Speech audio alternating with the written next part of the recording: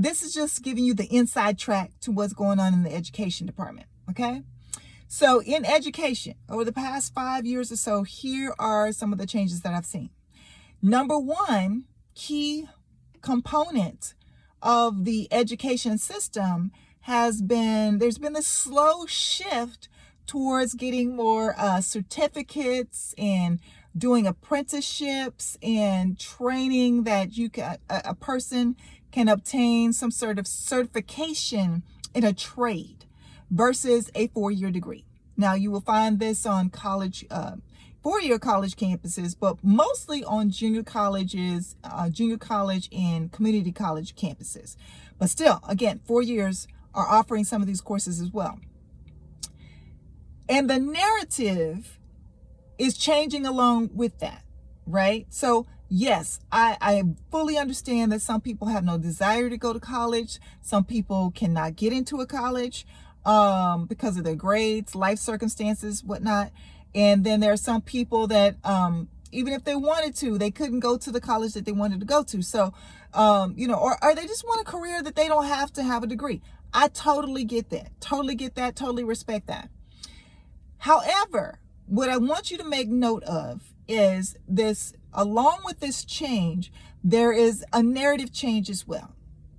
So you are starting to hear more communication in regards to people not needing the 4-year degree, and people who are degreed being more or being seen as that person, the liberal that's looking down on everyone, looking down their nose at everyone, thinking that they know everything, and that kind of connotation in regards to people who, the hoity-toity that have the degrees.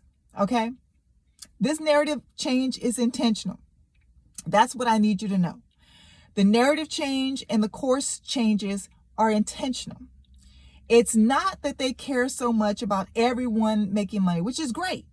Get certified to be the electrician. Get certified to, what else? The only one that I've seen that I think is worth a grain of salt is cybersecurity. That's something that definitely we're going to need moving into the future. And I feel like that's something that people could get paid well, right? But this whole narrative and this whole anti-education and this whole how should I put it, against, educators, professors, etc. There's a reason behind that you might not be seeing. So to create a greater wealth gap between those at the top, those wealthy people, those oligarchs that you're seeing right now that are trying their best to align and get in bed with 45. That group, that elite group, financial, not intelligence, financial elite group does not want you in it. They don't want me in it. They don't want educators in it. They don't want professors in it. They want to widen the wealth gap. And the easiest way to do that is to make one group where it used to be that you could kind of close that wealth gap, demonize them, make it look like, oh, it's bad to be a person who is educated. It's bad to be a teacher. It's bad to be a professor or on a college campus or university. Those are the bad folks. Those are the folks that are against us working people. When they aren't working people, Elon Musk is not a working person. He does not belong to your community. 45 does not belong to your community. He was handed. These are trust fund babies. JD Vance, a lot of times people want to bring up JD Vance and his upbringing, but JD Vance has been financed by a billionaire for years now.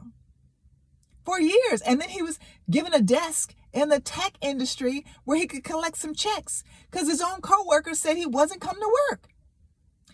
So I need you to see the game that they're running on you.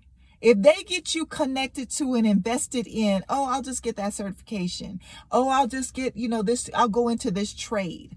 I don't even want to strive for that 4-year degree. Ugh, that's those other folks. That's those liberal folks. then they, the elites, financial elites, they get to widen the wealth gap. Now, the other thing, with the gutting of the Department of Education, getting rid of, what they want to do is take federal dollars and filter it into this voucher program. I need you all to understand that if you have children, that you can't send them to private school. Like, they have to go to a public school, right?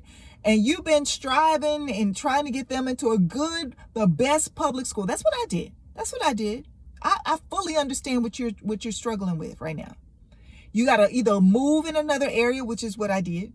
Make sure I live in the area that's zoned to those schools, or try to figure out some other way to get my child into the better public schools, right?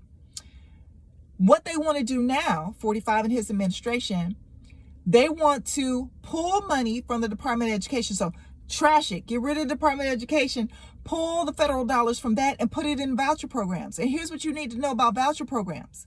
They're going to sell it to you as if, oh, now you have the funds and the means to send your child to any school that you want to. But guess what? What happens if that school is 25 miles away from you? Because you can't live in that great neighborhood. Whereas wealthy people who are also going to be privy to this voucher, so even though they can afford to send their child to that private school, they will get the voucher money too. So who do you think is going to take up all the slots at the private schools before you can even get a head start and get a jump on it? Because you can't even get your child across town. So you got to understand why they're trying to gut the education system, why they're trying to bring in Bibles and prayer. And I grew up in a Christian household. I do believe in a higher power. But what I don't believe in is mixing church and state. You have so many other children, so many other young people of different faiths, different religions. You can't force them to pray the way you pray. You can't force them to read the Bible that you read. And also, just a little history for you all. The Bible was originally, which is why they're trying to bring it back into all spaces, a feature or a means of controlling community. If you fear consequences, if you fear going to hell for doing certain things, I can keep you in line. It was used in that way. Yes, it was used in a spiritual way. Yes, people pray, people believe, etc. But it was also used to govern.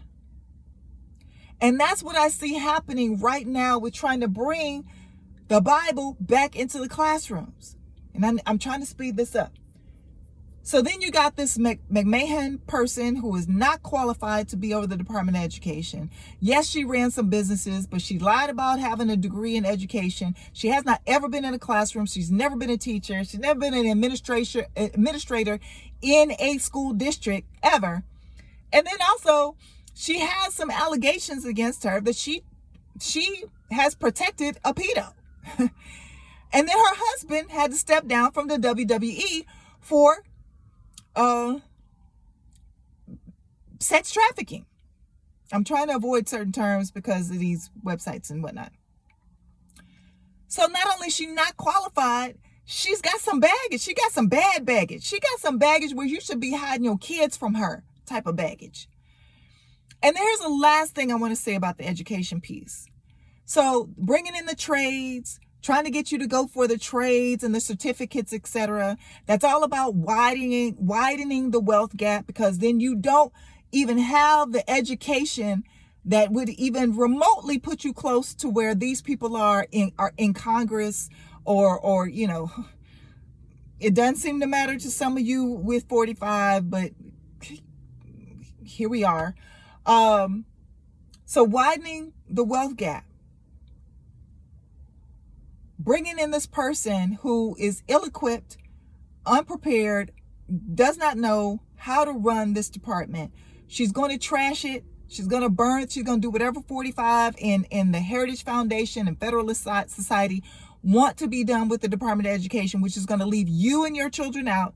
if you can only send them to public schools, if you need the resources that public schools offer for your child that has disabilities or learning disability, is on the spectrum, etc. And that includes a lot of you MAGA people.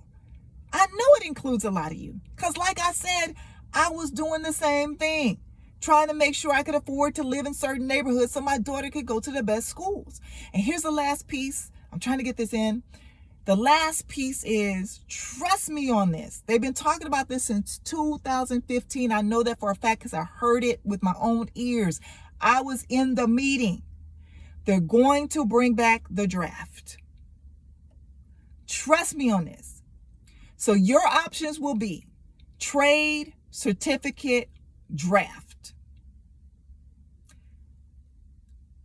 Even further, widening the wealth gap, keeping you as the working class, and then having your children shipped off to go fight for them.